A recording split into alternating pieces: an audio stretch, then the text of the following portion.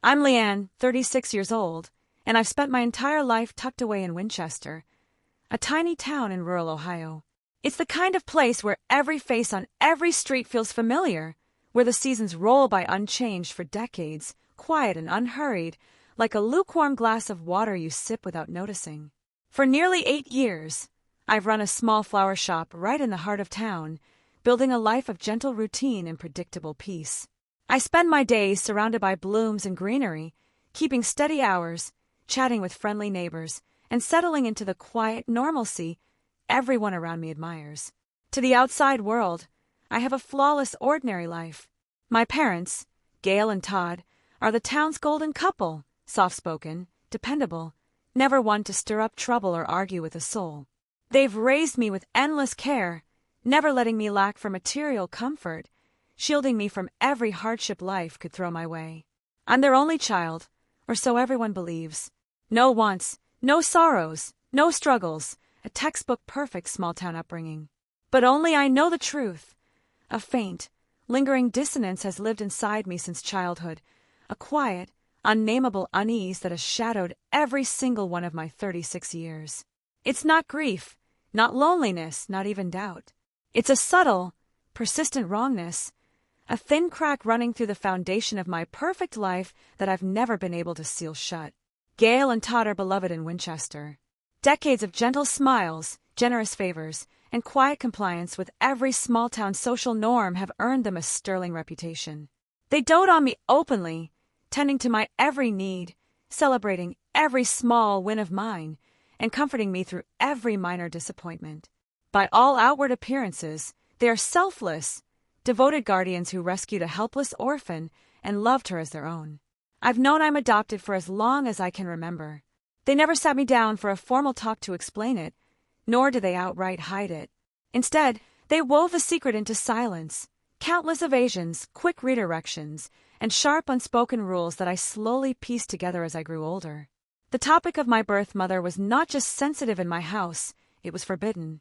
Their public story has never wavered, not once in 36 years. I was an only child, orphaned at a young age after my birth parents passed away unexpectedly.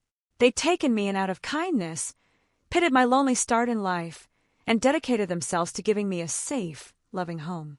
Every neighbor, every old classmate, every town acquaintance bought that story wholeheartedly. To everyone, I was the lucky little girl saved by two kind-hearted strangers. But I always sensed the lie beneath the warmth. When I was little, I'd rummage through old cabinets in search of photographs, desperate for even a glimpse of the woman who'd given me life. Every time, Gail would snatch the photos away in an instant, her soft demeanor hardening into strictness, warning me never to look, never to ask, never to dig into the past. As a teenager, I'd overhear elderly townsfolk murmuring about old local gossip, fragments of stories from 35 years prior. The second I leaned in to listen, to ask a single follow-up question, one of my parents would cut the conversation short, change the subject abruptly, and steer me away before I could learn anything at all. My childhood home operated on a strict, unspoken list of taboos. No inquiries about my birth mother's past. No mentions of her old friends or family. No questions about anything that happened 35 years ago. Every old photograph, every handwritten letter, every leftover trinket from that era had vanished without a trace. It was as if my birth mother, Emily, had never existed at all, as if every thread tying me to my origins had been carefully, methodically erased from my life. 4 years, I silenced the restless questions in my head. I told myself my parents were only trying to protect me, to spare me the pain of grieving a mother I'd never truly known. They'd given me everything: a roof over my head, consistent love, a stable life, security most people could only dream of. I told myself I was greedy and ungrateful for craving more, for digging up ghosts that would only hurt us all. Gradually, I learned to stay quiet, to bury my curiosity deep down, and to embrace the peaceful, uncomplicated life they'd built for me. My annual out-of-state trip was one of the only breaks in my monotonous routine. Every early fall, I fly 2.5 hours from our local Ohio airport to Louisville, Kentucky, to source fresh, high-quality flower and seedling inventory. The wholesale stock there is far superior to anything available locally, with newer varieties and healthier blooms that make my shop's fall and winter orders stand out. I've made this exact trip every year for 8 years straight, boarding the same short-haul flight, settling into the same window seat, and moving through the routine on autopilot. I'd grown so accustomed to the journey that I'd long stopped paying attention, usually slipping on my headphones and resting until we touched down. This year's flight was packed, every seat filled with travelers heading south for early autumn errands and weekend trips. I settled into my window seat, tucked my small cross-body bag under the seat in front of me, and prepared to shut out the world for the duration of the flight. But before I could put on my headphones, I felt it. A gaze, steady and unrelenting, fixed firmly on my face. It was not the fleeting, casual glance strangers exchange on crowded planes. This was intentional, unblinking, heavy with emotion I couldn't name at first. Shock, disbelief, and a quiet, aching sorrow that lingered long after a normal stranger's stare would have drifted away. I brushed it off at first, assuming the woman beside me was simply lost in thought, staring past me at the window. But 10 minutes passed, then 15, and the gaze never wavered. It clung to me, unchanging, until I finally turned my head to meet my neighbor's eyes. She was an elderly woman in her 70s, with neatly combed silver hair and a plain, clean-knit cardigan that spoke of a quiet, modest life. Her face was lined with deep wrinkles carved by decades of time and hardship, yet her eyes were startlingly bright, sharp and clear as they studied every detail of my face. In her gaze, I saw raw, unfiltered astonishment tangled with a suppressed grief so heavy it felt tangible. Unnerved by the intensity of her scrutiny, I offered a polite, tentative smile and started to turn back toward the window. Before I could look away, her soft, gravelly voice stopped me, a voice worn thin by age, yet trembling with barely contained emotion. "I'm so sorry to bother you, dear. I just couldn't help myself." Her words came slow and deliberate, her eyes still tracing my features as if matching me to a memory she clung to for decades. "What's your last name?" "Was your mother's name?" "Emily." The second that name left her lips, my heart lurched violently in my chest, a tight, cold squeeze that stole my breath entirely. Emily, my birth mother's name. The forbidden name. The word my parents never spoke, the name no one in town dared mention around me, the secret I'd carried alone for 36 years. I froze in my seat, every muscle tensing with sudden, alert wariness. The relaxed numbness of routine vanished in an instant, replaced by sharp, buzzing tension crawling up my spine. I stared at the stranger, my voice quiet and cautious. "Yes, my birth mother was Emily. Did you know her?" The woman's bright eyes glistened instantly, tears welling at the corners as her emotions threatened to spill over. She drew in a shaky breath, her fingers twitching slightly in her lap as she fought to steady herself. Instead of answering my question right away, she pressed further, her tone urgent and certain, as if verifying a truth she'd waited a lifetime to confirm. "Your adoptive parents are Gail and Todd, aren't they? You live here in Winchester, Ohio." A chill swept down my back, raising every hair on my arms and neck. A random stranger on a cross-state flight had just named my birth mother, my adoptive parents, and my tiny, obscure hometown with pinpoint, unsettling accuracy. This was no coincidence. No ordinary stranger could possibly know these intimate, buried details of my life. My throat went dry, tight with unspoken dread. I nodded slowly. "Yes. How do you know all of this?" Her gaze softened, shifting from stunned disbelief to a tender, aching pity, layered with decades of suppressed regret and helplessness. Without another word, she reached into her frayed canvas shoulder bag and pulled out a folded photograph, its edges faded and worn thin from decades of careful handling.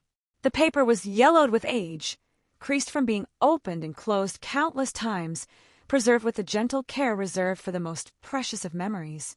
She unfolded it slowly and held it out to me. The moment my eyes landed on the image, my entire world ground to a halt. The roar of the plane's engines, the quiet chatter of surrounding passengers, the hum of air conditioning, all sound vanished completely. There was nothing left but the thunderous pounding of my own heart, ringing loud in my ears. It was a decades-old photograph, faded but crisp enough to make out every detail. On the left stood a young, soft-featured woman with gentle eyes and a warm smile, my mother, Emily, frozen in her youth.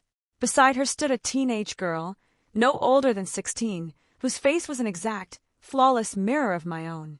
Same almond-shaped eyes, same straight nose, same soft curve to the mouth, even the same subtle, hesitant smile. Separated by 35 years, the resemblance was undeniable, unshakable, blood-deep. I stared, my fingers hovering an inch from the photo, too afraid to touch it. I feared the fragile image might dissolve, that this impossible, electrifying moment would shatter if I dared to move. This was family. Pure, unbroken, hidden family I'd never known existed. The elderly woman's voice cut through my stunned silence, low and heavy with the weight of 35 years of unspoken truth. This is no accident, child. I know you. I know your sister. I've spent 35 years looking for both of you. Sister. The single word crashed over me like a wave, smashing the 36 years of truth I'd always believed in. I was an only child. Everyone had always said so. My parents, my neighbors, every person who'd ever known me, all insisted I was Emily's sole daughter. But this photograph, this woman's unwavering certainty, dismantled every part of my reality in an instant. My voice trembled, thin and broken with shock. I have a sister? No one ever told me. Everyone said I was an only child. The woman exhaled a long, weary sigh, her eyes filled with sorrow for the injustice no one had ever answered for. She leaned back in her seat, her tone steady but laced with quiet outrage, finally unburdening the secret she'd carried alone for decades. You have an older sister, 7 years your senior. When your mother, Emily, passed away, she left a substantial estate, property and savings, all legally documented in a signed, notarized will. Her final wish was clear and unnegotiable. Everything was to be split equally between her 2 daughters. Half for your sister, half for you. No favoritism, no exceptions. I held my breath, my chest tight with dread, every nerve in my body screaming at the injustice to come. 35 years ago, your sister was just 16, a kid, still young and naive. You were only 9, too small to understand any of it. Gail and Todd took guardianship of both of you. They were supposed to protect you both, raise you both, honor your mother's final wishes. But greed got the better of them. They refused to split the estate. They refused to let half their newfound wealth belong to a teenage girl. Her voice shook with quiet anger now, the suppressed frustration of a witness forced to watch injustice fester for a lifetime. They manipulated that child. They wore her down day after day, telling her they couldn't afford to feed and house 2 children, that she was a burden, that leaving was her only chance at a better life. They alternated between fake sympathy and cruel pressure, coaxing and intimidating her until she had no choice but to comply. They forced her to move hundreds of miles away, forbade her from contacting you, forbade her from ever coming home.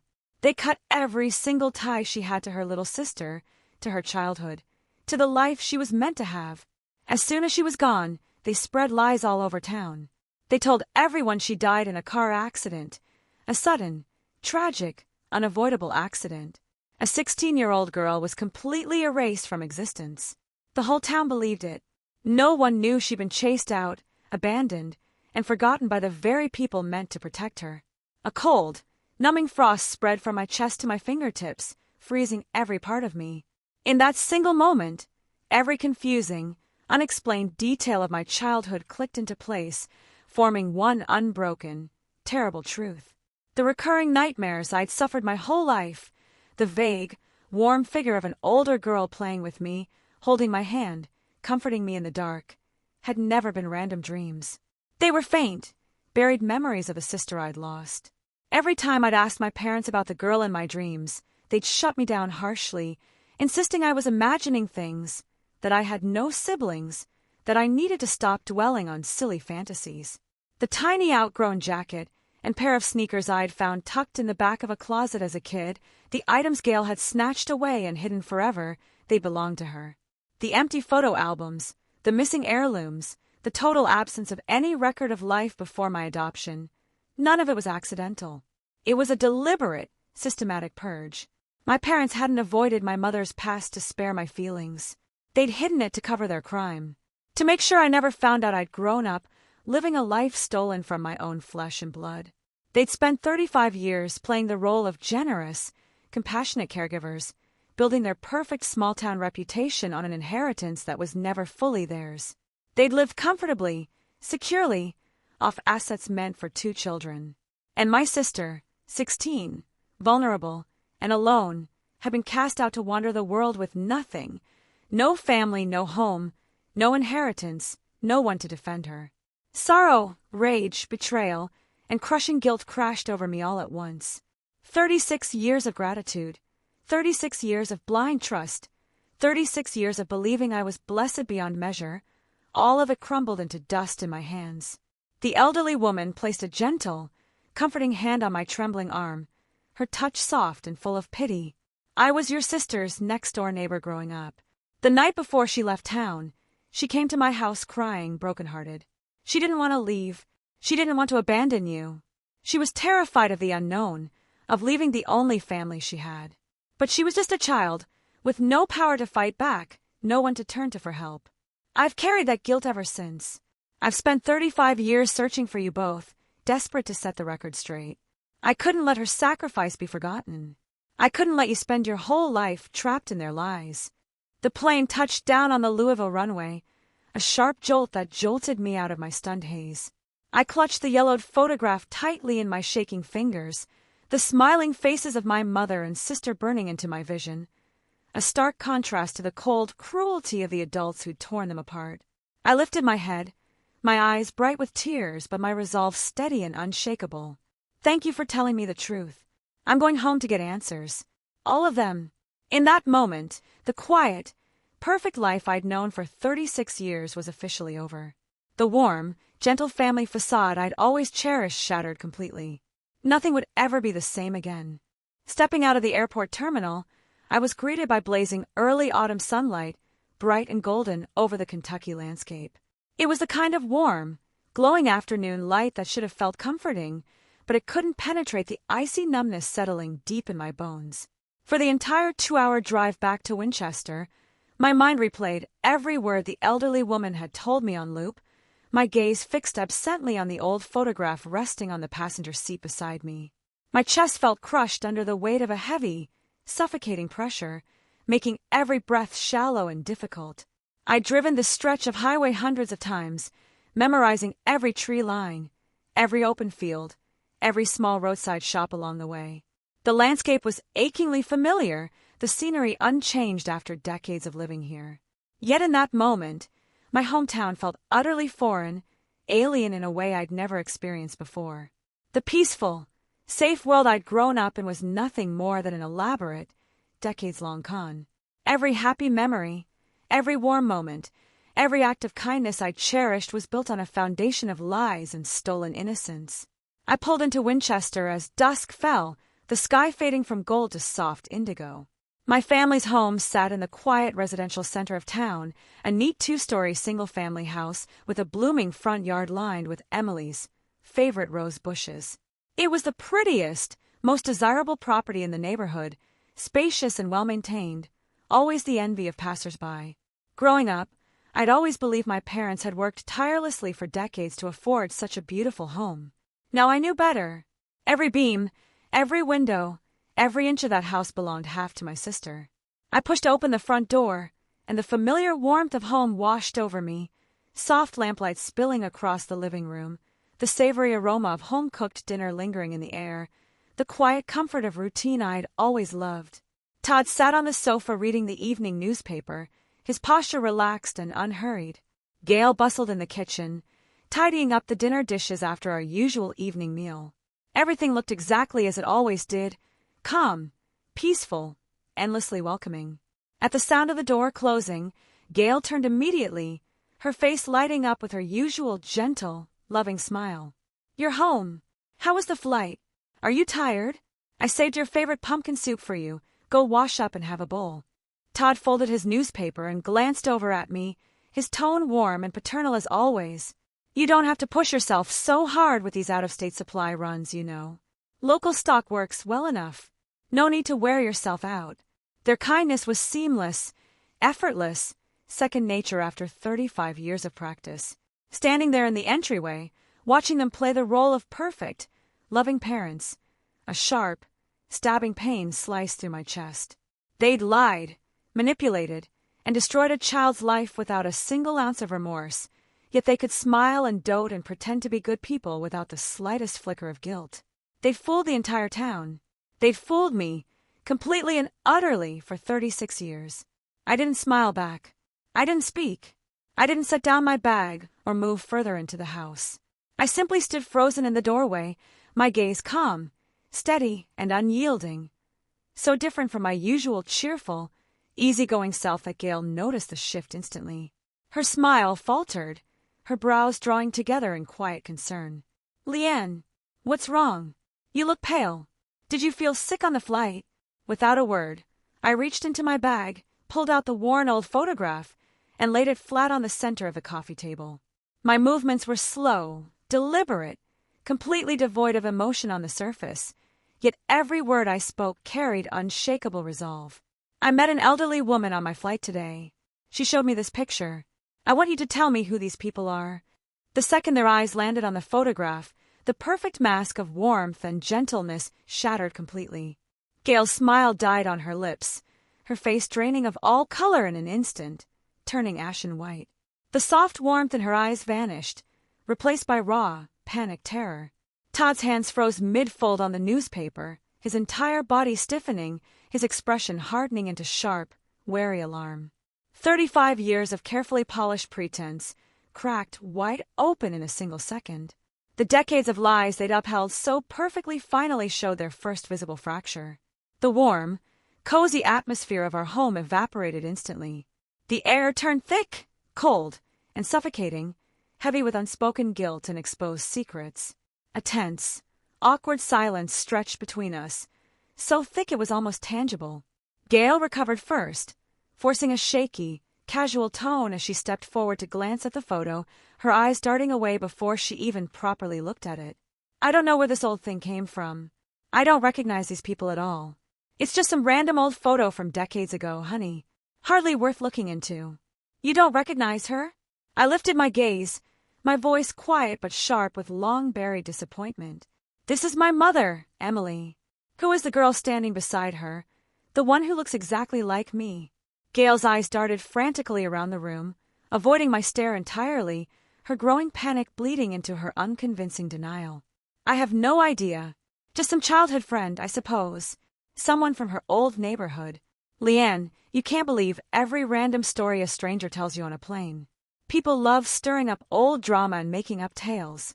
Todd stepped in quickly to diffuse the tension, his tone artificially soft and placating, the way it always was when he wanted to end a difficult conversation. "She's right, kiddo. Don't let strangers plant silly ideas in your head.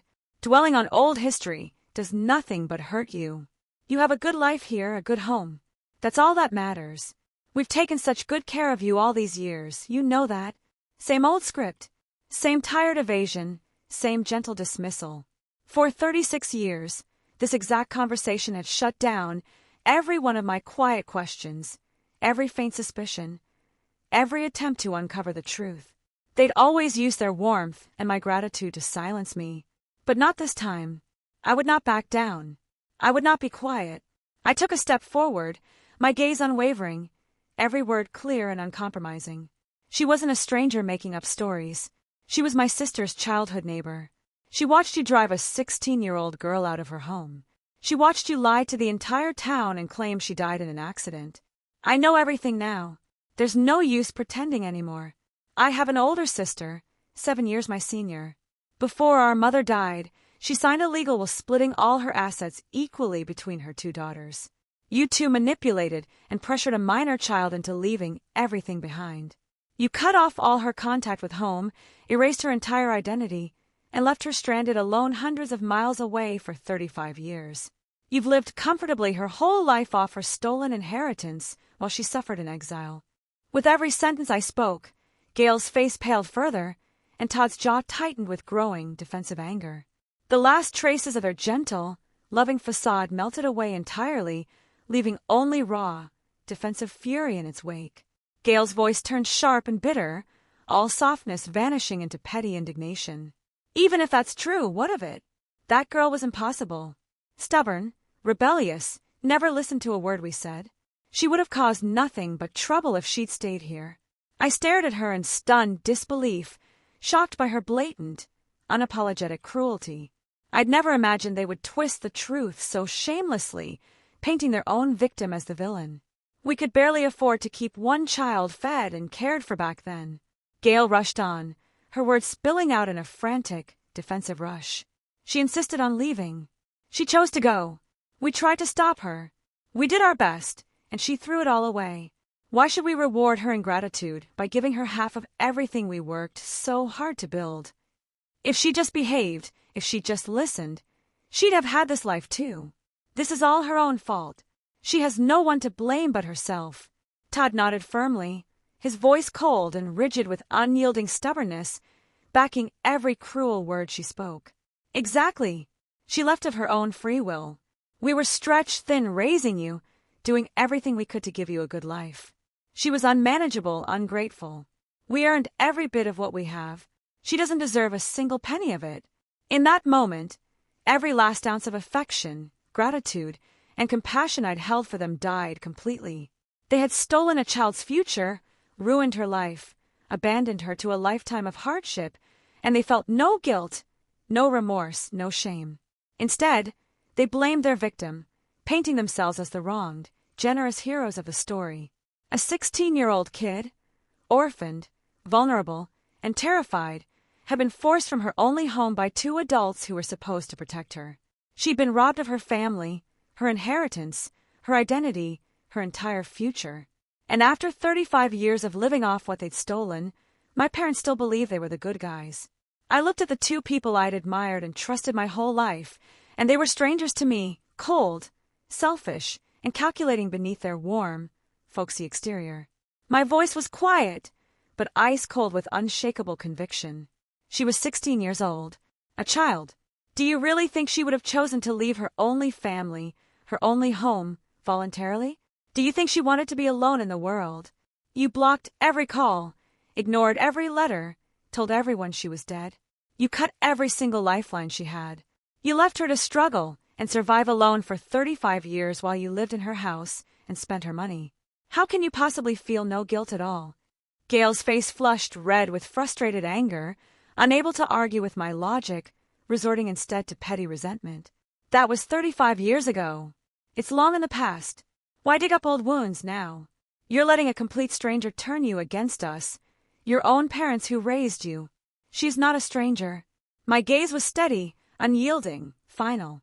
She's my sister, my blood family. The selfish ones here aren't me. They're you. I didn't wait for their replies, didn't linger to listen to more excuses or accusations. I picked up the photograph from the table, tucked it safely back in my bag, and turned toward the door.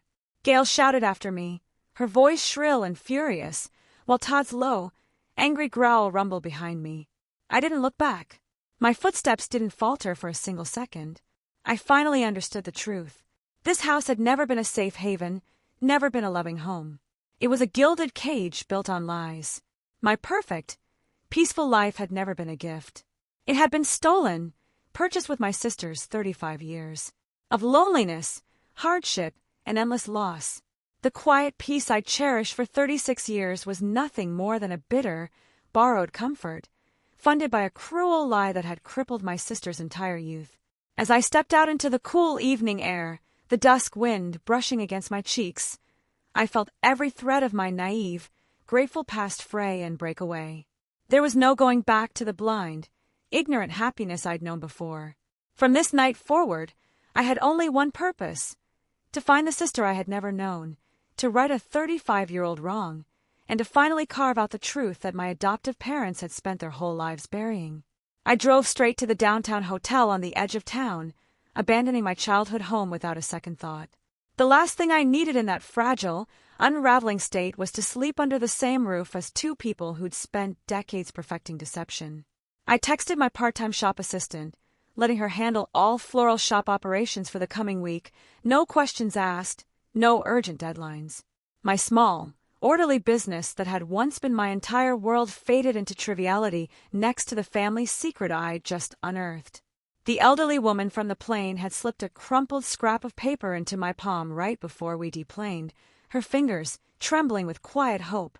On it was a single phone number, Eileen's number. My sister's number. For 35 years, this had been the only lifeline connecting our severed family, the only link Gail and Todd had never managed to destroy. I sat on the edge of the hotel bed long after nightfall, the dim lamplight casting soft shadows across the room.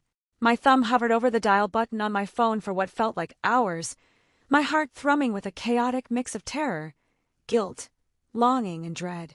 Every possible outcome raced through my mind. What if she hated me? What if she refused to answer? What if 35 years of abandonment had turned her bitter, unwilling to forgive the ignorant sister who'd lived a spoiled, peaceful life while she suffered? The guilt was the heaviest weight of all. I had grown up sheltered, loved, and privileged, spending my days surrounded by beauty and calm, never wanting for anything. Meanwhile, Eileen had been cast out at 16, forced to navigate the cruelty of the adult world entirely alone, with no family, no money, no home to return to. My every happy memory was built atop her ruin. My every quiet, peaceful day had come at the cost of her pain. I took a deep, shaky breath, closed my eyes, and pressed the dial button. The phone rang once, twice, 3 times, each time stretched out, slow and agonizing, amplifying my nervousness. Just as I thought it would go to voicemail, the line clicked open. A soft, warm voice filtered through the receiver, gentle and calm, carrying the faint weariness of a life lived hard. It was a kind voice, unmarred by cruelty or resentment, and the second I heard it, I recognized the similarity to my own tone, proof of the blood tying us together, undeniable and innate. "Hello!" Tears flooded my eyes instantly, burning hot and unrelenting. My throat clamped up, tight with emotion, and I had to swallow hard twice to force words past the lump forming there. All my rehearsed sentences vanished, replaced by a quiet, broken honesty. "Hi, it's Leanne. I'm your sister." Dead silence fell on the other end of the line. Not shocked exclamations, not angry outbursts, not joyful cries, just pure, stunned stillness. I could hear her quiet, ragged breathing through the phone, each inhale unsteady, each exhale trembling with emotion. She had waited for this call her entire adult life, and now that it had arrived, she had no idea how to process it. 13 long seconds passed, each one an eternity. Then her voice came again, fragile and tentative, as if she feared speaking too loud would shatter the fragile miracle she'd been waiting for. "Leanne, is it really you?" The dam broke. Tears streamed down my cheeks freely, no longer held back by my desperate attempts to stay strong. My voice shook violently, thick with remorse and relief in equal measure. "It's me. I just found out everything. About Mom's will, about Gail and Todd forcing you out, about all the lies. I'm so sorry, Eileen. I'm so sorry I didn't know sooner. I'm sorry I lived a happy life while you were alone and hurting for 35 years. A quiet, broken sob echoed through the line. It was not a loud, explosive cry of grief or rage. It was the quiet, exhausted weeping of a person who'd carried unbearable pain alone for decades, finally allowing herself to grieve all the loss she'd suppressed for so long. It was the sound of 35 years of loneliness crashing down at once. She didn't yell. She didn't accuse. She didn't unleash years of pent-up bitterness on the sister who'd unknowingly benefited from her destruction. She just cried, soft and broken, and in that moment, my admiration for her quiet goodness overwhelmed every other emotion. When she finally steadied herself enough to speak, she told me her story, piece by piece, filling in every blank the elderly neighbor had left untold. Eileen was 43 now, 7 years my senior, just as the woman had said. When our mother, Emily, passed away, suddenly from a sudden cardiac complication 35 years prior, she had left clear, legally binding instructions for her 2 minor daughters. Every asset, our family home, personal savings, investment funds, and inherited family property, was to be split equally between us once we both reached legal adulthood. Gail and Todd had been granted temporary legal guardianship only to manage our assets and care for us until we came of age. From the moment the ink dried on the will, they'd begun plotting. They had no intention of sharing their newfound wealth with a teenage girl who would soon be old enough to claim her half of the estate. For months, They'd worn Eileen down with relentless emotional manipulation. They told her the household could not sustain 2 children. They told me I was too young to survive without constant care, that her presence was an unnecessary burden. They alternated between guilt-tripping her and cold-shouldering her, making her feel unwanted, superfluous, and responsible for straining our small family's resources. 16-year-old Eileen, grieving our mother's death, orphaned and terrified of losing the only family she had left, had broken. She believed their lies. She believed leaving was the only way to keep infant me safe and cared for. She'd left with the naive, desperate hope that it would be a temporary separation, that she would be allowed to come home once things stabilized. But the second her car left Winchester city limits, every door slammed shut forever. Her daily phone calls home went unanswered. Her handwritten letters, filled with childish longing and homesickness, were never delivered. She'd sent dozens of messages over the first year, all pleading for updates on me, begging to come home, promising to work hard and be helpful. None reached our house. Gail and Todd intercepted every single one, burning the letters and blocking her numbers without a second thought. Worse still, within months of her departure, they planted their lethal lie in every corner of Winchester. Eileen Carter had died in a highway collision while traveling out of state. No funeral, no body, no proof, just their word, spoken with enough sorrow and conviction to fool an entire small town. Overnight, my sister became a ghost, erased from every record, every memory, every conversation in our hometown. Eileen had heard the rumor from a distant hometown acquaintance she'd run into by chance 2 years after leaving. In that brutal moment, she'd realized the horrifying truth. She was not just unwanted. She was erased. Her own family had chosen to pretend she never existed, all for money and property. With no family, no financial support, no high school diploma, and no safe way to return to a town that believed her dead, she'd been forced to build a life from absolutely nothing. She'd worked minimum-wage jobs her entire adolescence and adulthood: diner server, grocery store cashier, residential house cleaner, overnight stalker. She'd skipped college entirely, unable to afford tuition or housing. She'd lived in cramped, run-down apartments her whole life, never allowing herself stability or luxury, always scraping by on barely enough to pay rent and buy groceries. What shattered my heart most was her gentle, unwavering kindness through it all. For 35 years, she had never resented me. She had never blamed the child version of me, who'd known nothing, who'd been just as trapped in the lies as everyone else. She'd spent decades quietly checking in on Winchester's social media pages, local community posts, and small-town news updates, just to catch glimpses of my life. She'd watched me graduate high school, open my flower shop, build a quiet, happy life. She'd seen my smiling photos, my peaceful daily routines, my stable home, and she'd never once reached out to disrupt it. "I didn't want to ruin what you had," she whispered through the phone, her voice thick with lingering tears. "You finally had a safe, good life after Mom died. I couldn't bring myself to take that away from you, even if it was all built on something stolen. I just missed you every single day." I cried harder, my shoulders shaking with quiet sobs. She was the victim of unspeakable cruelty, robbed of her childhood, her inheritance, her family, and her future, and she'd spent decades protecting my peace instead of demanding justice for herself. Meanwhile, the people who owed her everything had spent their lives bathing in comfort and security, completely devoid of guilt or remorse. "You don't have to miss me anymore," I said firmly, wiping my tears and steadying my voice, resolve hardening in my chest. "I'm going to fix this. I'm going to give you back everything they took from you. Every penny, every inch of that house, every piece of the life you were supposed to have.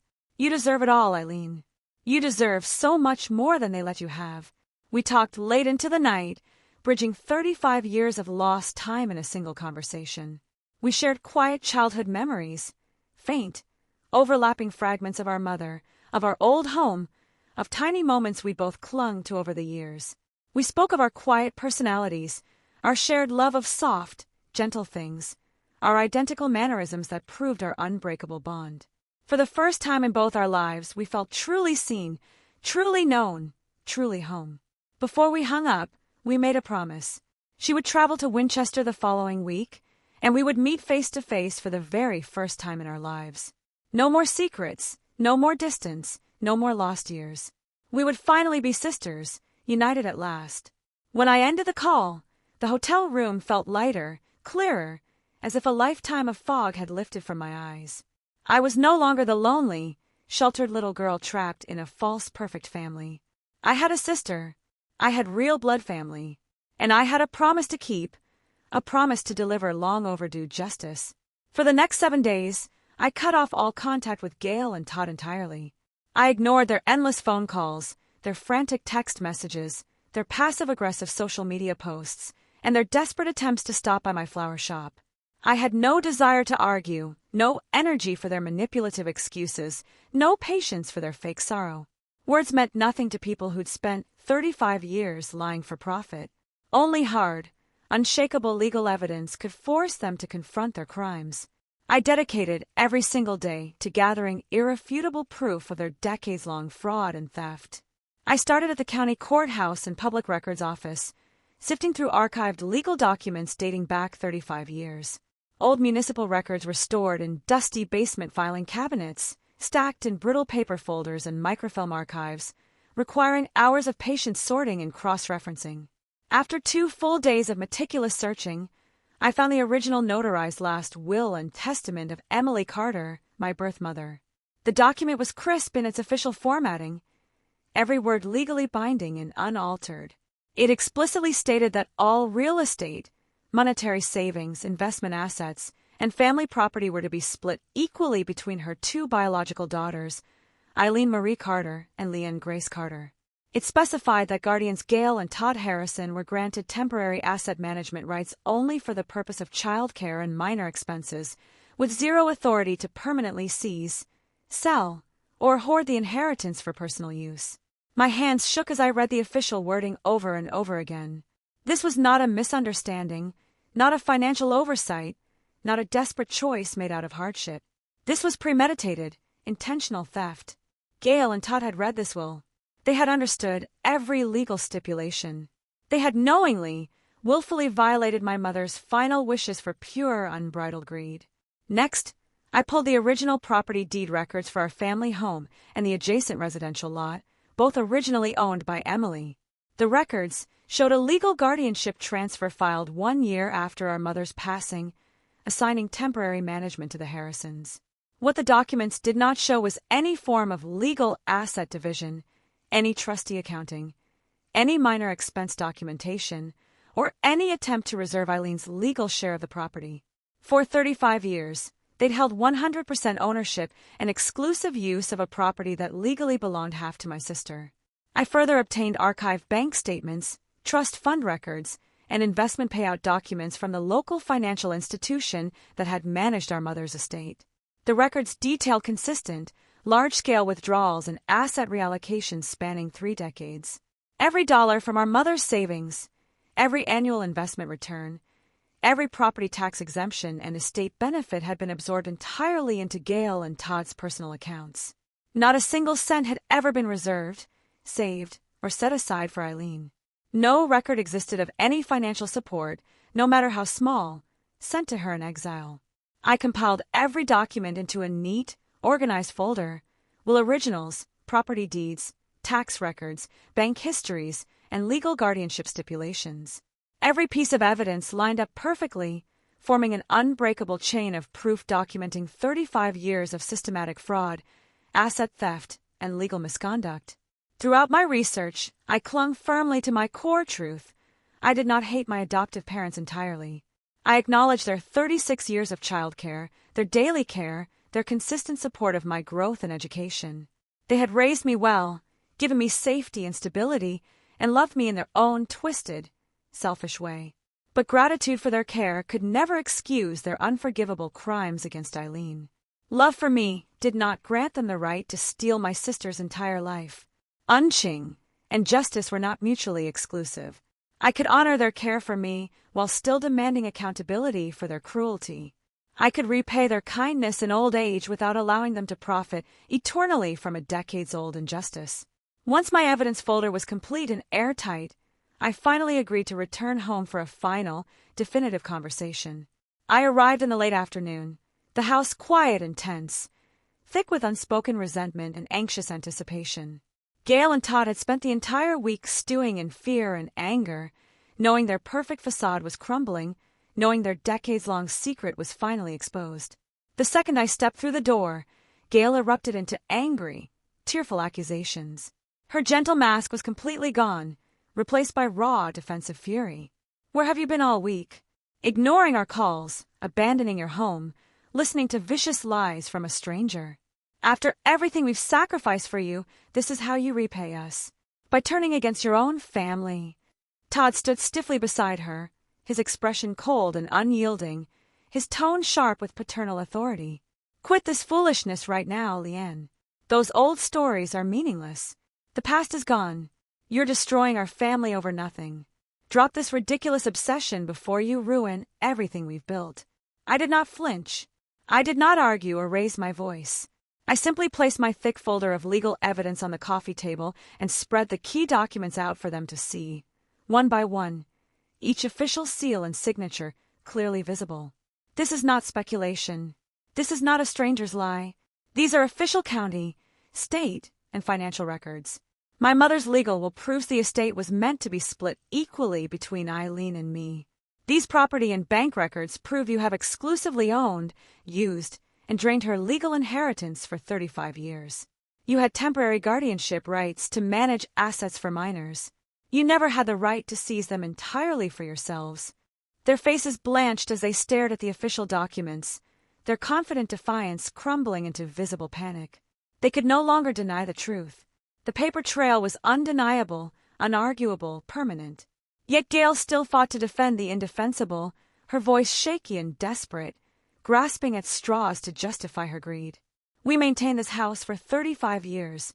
We paid taxes, handled repairs, covered every household expense. We deserve compensation for all our work. We didn't steal anything. We earned every bit of what we have. You earned compensation for your guardianship labor," I replied evenly, firmly, without malice. "You did not earn the right to steal half of a child's lifelong inheritance. You were legally obligated to maintain and protect her assets, not consume them entirely. You can claim reasonable maintenance costs as compensation. You cannot claim an entire human being's birthright as your reward for raising me." For 35 years, Eileen received zero benefit from her mother's estate. She worked minimum wage jobs to survive while you lived in her home and spent her money. There is no excuse for that imbalance, no justification for that cruelty.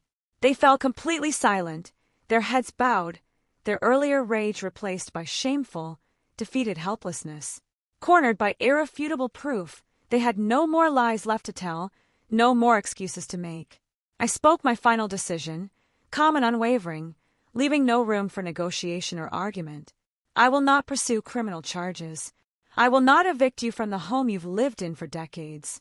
I will honor your years of caring for me, and I will continue to support you in your old age as a child should. But every legal asset belonging to Eileen will be returned to her in full. We will complete a legal property split, a full financial audit, and a complete asset transfer of her rightful inheritance. Half this house, half all accumulated wealth, half every asset my mother left behind, all of it will be hers. This is non-negotiable. Moving forward, our relationship will be respectful and civil, but it will never be warm or intimate again. I can never unsee what you've done. I can never unknow the cruelty you hid behind your gentle smiles. I will be a dutiful child, but I will no longer be your blind, grateful little girl." My words shattered their last remaining illusions of control. Gail burst into hysterical tears, screaming that I was ungrateful, heartless, a traitor to the family that raised me. Todd roared with anger, accusing me of abandoning them for a stranger, of destroying their lives to satisfy a pointless grudge. I listened to their tantrums in quiet calm. Their anger was not the outrage of the wronged. It was the desperation of people who had finally lost the stolen luxury they'd enjoyed for a lifetime. I turned and walked out of the house without another word, closing the door on my false childhood forever. I had chosen justice over comfort, truth over blind loyalty, and family over facade. The following week arrived soft and golden, the early autumn air crisp and gentle over Winchester. I woke up early on the day of Eileen's arrival, my heart light and nervous, a strange, warm joy settling in my chest, a feeling I'd never experienced before, the joy of anticipating real family. I drove to the small town bus station to meet her, my hand steady on the steering wheel despite my racing heartbeat. When the glass station doors slid open, I saw her immediately, and time seemed to slow down entirely. She was tall and slender, with the exact same soft facial structure, eye shape, and smile as me. The resemblance was instantaneous, striking, impossible to deny, blood and DNA carved into every feature. Her hair was dark brown, streaked faintly with subtle strands of premature gray, earned from decades of hard work and stress. Her hands bore faint calluses from years of manual labor, physical proof of a lifetime of struggle I had never had to endure.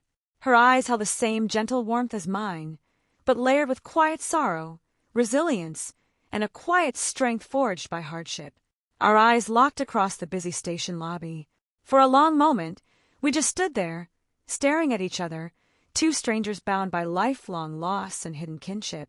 35 years of separation, 35 years of wondering, 35 years of quiet longing hung in the air between us. Tears welled in both our eyes at the exact same time. We did not rush into a dramatic embrace. There was no desperate, chaotic crying fit. We walked slowly toward each other, tentative and gentle, as if approaching a fragile miracle we feared breaking. When I reached her, I lifted my hand and gently squeezed hers, her skin warm and familiar despite the decades apart. "Hi, Leanne," she said softly, a wobbly, beautiful smile tugging at her lips. "Hi, sister," I replied, and the word felt like coming home. We spent the next few days inseparable. I walked her through every corner of Winchester, showing her the childhood home she'd been forced to leave, the old neighborhood streets she'd once roamed, the small local park where she'd played as a little girl. I showed her my flower shop, the peaceful little business I'd built with a stability she'd never known. We sat together in quiet cafes, walked along tree-lined roads, and talked for hours, filling every empty gap in our shared history. The more time I spent with Eileen, the more I admired her extraordinary goodness. After a lifetime of betrayal, poverty, and abandonment, she was still soft, still kind, still compassionate. She harbored no bitter hatred, no violent resentment, no desire for revenge. All she wanted was simple justice, to be recognized, to be acknowledged, to have what was stolen from her returned at last. With Eileen by my side, I began the formal legal process of asset restitution. I hired a local estate attorney to oversee a fully transparent, legally binding property and financial split. We completed a professional home appraisal to determine the current market value of the family property, reviewed every accumulated asset, investment, and saving accrued over 35 years, and drafted a precise, itemized list of everything Eileen was legally owed. The process was methodical, thorough, and unyielding. Every calculation was based on my mother's original will, every transfer aligned with state estate law. There was no bias, no favoritism, no room for argument. The math was simple, the law was clear, and the justice was overdue. When we presented the final legal settlement to Gail and Todd, they collapsed completely. They had spent their entire lives believing their stolen wealth was rightfully theirs, believing their decades of comfort was well-earned. Faced with legal paperwork forcing them to surrender half their estate, they broke down entirely. Gail wept uncontrollably, begging me to reconsider, pleading her age and fragility, insisting we were ruining their retirement. Todd raged bitterly, calling Eileen a greedy outsider, accusing us of cruelty and ingratitude. They begged, bargained, and pleaded, trying every manipulative tactic they'd used for decades to get their way. But I did not bend. Eileen stood quietly beside me, calm and steady, her quiet dignity putting their petty tantrums to shame. "This is not greed," I told them firmly. "This is restoration. This is returning what was never yours to begin with. You spent 35 years living off her birthright. Today you give it back." Cornered by legal documents, professional oversight, and undeniable truth, Gail and Todd finally surrendered. They had no legal ground to stand on, no public sympathy to leverage, no lies left to defend them. Over the next 2 weeks, we completed every legal procedure. We filed property title amendments to officially grant Eileen half ownership of the family home and land. We transferred the exact calculated cash equivalent of her shared inheritance into her personal bank account. We finalized every outstanding asset split, every investment transfer, every financial adjustment, leaving no loose ends, no unresolved debts, no remaining injustice. 35 years of stolen life, stolen wealth, stolen identity, and stolen family was finally legally returned to its rightful owner. After the final paperwork was signed and filed, Eileen sat with me in my hotel room one evening, staring out at the quiet town skyline. Her voice was soft, contemplative, and entirely unresentful. "I never wanted revenge," she said quietly. "I just wanted someone to finally believe me, someone to finally know I existed. I just wanted my name back." What hurt most was that even after losing everything, even after being proven wrong in every possible way, Gail and Todd never apologized. They never expressed a single ounce of remorse, never acknowledged the pain they'd inflicted, never admitted their decades of greed and cruelty. They remained bitter, defensive, and self-pitying until the very end, convinced they were the true victims of a story. I moved out of my childhood home permanently after the settlement was complete. I kept my flower shop, my quiet routine, my peaceful small-town life, but I rebuilt it on truth instead of lies. I maintained minimal, civil contact with Gail and Todd, fulfilling my filial duty to support their old age without rekindling the false intimacy of our past relationship. I owe them care for raising me, but I owe them nothing more. For the first time in my 36 years of life, I felt fully, unshakably free. Gail and Todd could not accept their defeat quietly. Stripped of their wealth monopoly and their perfect parental facade, they turned to the only weapon they had left: small-town gossip. In the weeks following the settlement, they began lingering downtown, stopping at neighborhood porches, frequenting the local grocery store and community center to spread their twisted version of events. They painted me as an ungrateful, heartless daughter who'd abandoned her elderly adoptive parents for a stranger. They claimed I'd drained their life savings, stolen their retirement funds, and destroyed their family out of selfish rebellion. They wept publicly, played the victims, and begged the town's sympathy, desperate to salvage their ruined reputation. For a short time, their lies worked. Winchester was a small town built on decades of routine and reputation.